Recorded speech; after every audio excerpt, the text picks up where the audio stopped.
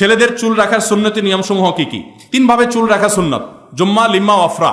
কান বরাবর, কাঁধ বরাবর, দুইটা মধ্যখান বরাবর, এই তিন ভাবে চুল রাখা সুন্নত। আর পুরো মাথার চুল ছোট করা জায়েজ আছে। আর একদিকে বড় আরেক দিকে ছোট, এই চুলের স্টাইল এখন ঘরে ঘরে, তাই না? এই মাহফিলে ধরলে অন্তত 20-50টা আসামি পাওয়া যাবে। এদিক দিয়া বিশাল বড় বড় চুল, আর এদিক দিয়ে চেঁচে ফেলছে পুরো, আছে না? ভাইরা আমার, আমি চিন্তা করি হাদিসে যেটা নিষেধ, শয়তান ওইটাকেই কেন প্রমোট করে?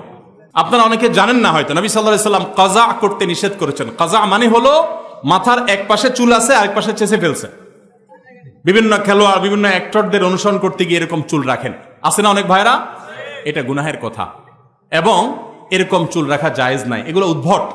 আপনি চুল যদি রাখতে চান, একটা মার্জিত সিস্টেমে পুরো মাথার চুলকে একরকম করেন। কোথাও একটু বড় ছোট হতে পারে, হালকা এদিক সেদিক, কিন্তু একদিক দিয়ে আস্ত চুল রাখলেন, আরেক দিক দিয়ে চেঁচে ফেলছেন, এদিক দিয়ে আবার জুটি লাগিয়ে দিয়েছেন মেয়েদের মতো, এদিক দিয়ে আবার চেঁচে ফেলছেন।